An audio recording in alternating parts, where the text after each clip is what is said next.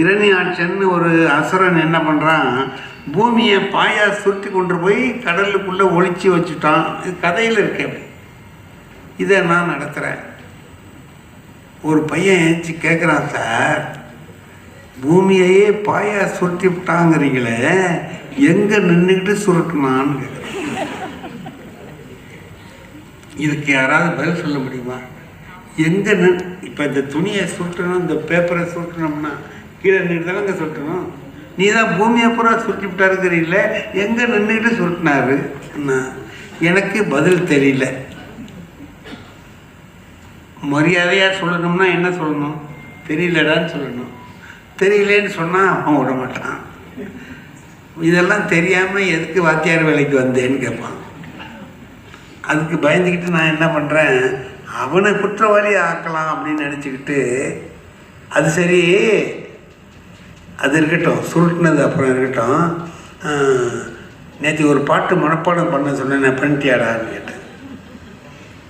இல்லை சார், பெஞ்சு மேலே ஏடா பெஞ்சு மேலே ஏறினா அது வரைக்கும் ரைட்டு தான். ஆனால் அவன் ஒன்று சொன்னான், அதுதான் இன்றைக்கி வரைக்கும் எனக்கு மனசை அறுக்கிற விஷயம். என்ன சொல்லிக்கிட்டு ஏறினான் தெரியுமா?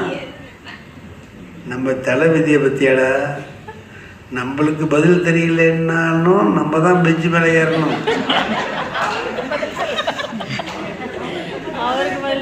வாத்தியாருக்கு பதில் தெரியலன்னாலும் நம்ம தான் பெஞ்சு மேலே ஏறணும் அப்படின்னா.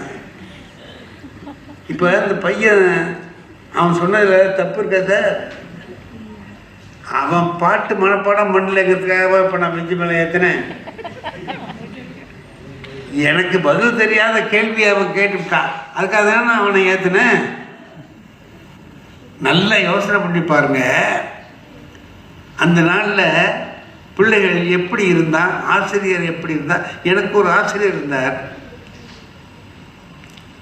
நல்ல வாத்தியார் சார், தமிழ் ஆசிரியர்.